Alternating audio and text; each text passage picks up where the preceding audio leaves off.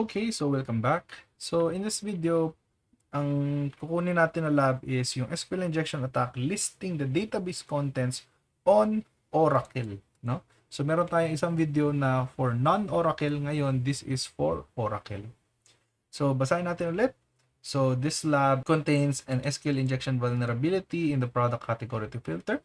The results from the query are returned in the application's response. So you can use union attack to retrieve data from other tables, no? So very specific, union attack. The application has a login function and the database contains a table that holds usernames and passwords. You need to determine the name of this table and the column it contains. Then retrieve the contents of the table to obtain the username and password of all users. Solve the lab, log in as administrator user. So hint, and on Oracle database, every select statement must specify a table to select from.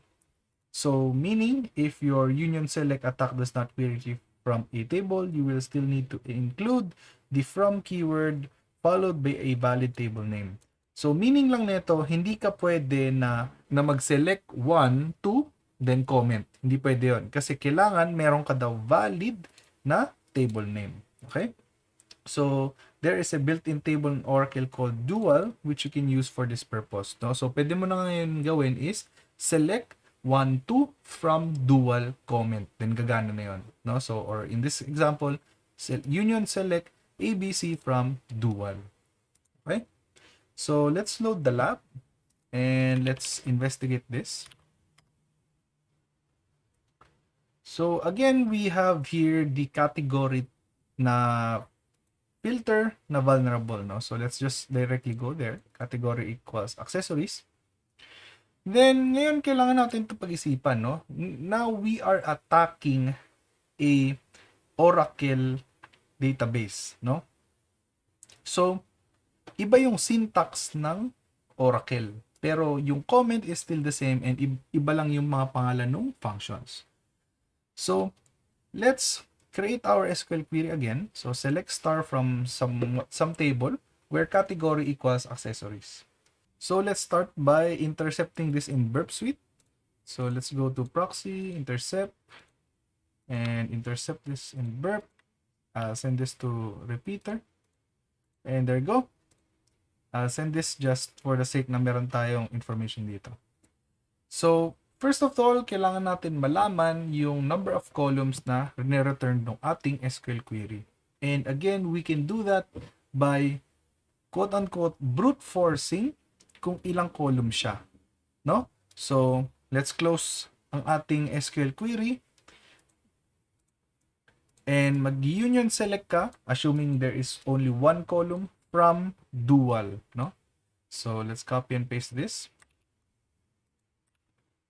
And let us encode the spaces.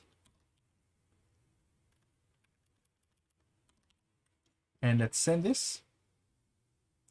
And nag 500 internal server error. So bakit? Baka kasi yung ating column ay hindi integer yung data type. So baka string, no? So let's try putting a string. So JLearn. And let's send this. So internal server pa rin. So let's try 2 columns. So let's say JLearn and PH and nag 200 okay. And if we scroll down, we should see na nare-reflect to sa ating response, no? So JLearn PH. So now, kailangan na natin hanapin yung table name. And sa Oracle, ang pangalan ng table name is also table underscore name, no? So let's replace that table underscore name and hanapin na natin siya from all tables. Okay, so let's send that and we should see a list of all the tables, no? So app role membership, app users and roles, audit actions, etc. So ngayon, kailangan na natin hanapin again yung interesting na table. So probably pangalan ng users. So merong isa and pangalawa, ayan. So meron na tayong users underscore XZZKMQ, no? So let's take note of that. So, alam na natin na ang table name ay users underscore xzz KMQ, no? So, ngayon, kailangan natin hanapin yung column names ng users underscore xzz KMQ. And we can do that by searching for the column name. So, column name from all underscore tab underscore columns where the table name equals yung nakuha natin, which is users underscore xzz KMQ. Okay? So, medyo mahaba. And let's see if it works. So, okay. 200 okay. And we should see the columns ng ating table na users underscore xzz KMQ. So, let's look for that. And there you go. So, we have here the password column and the username column. No? So, let's take note of that.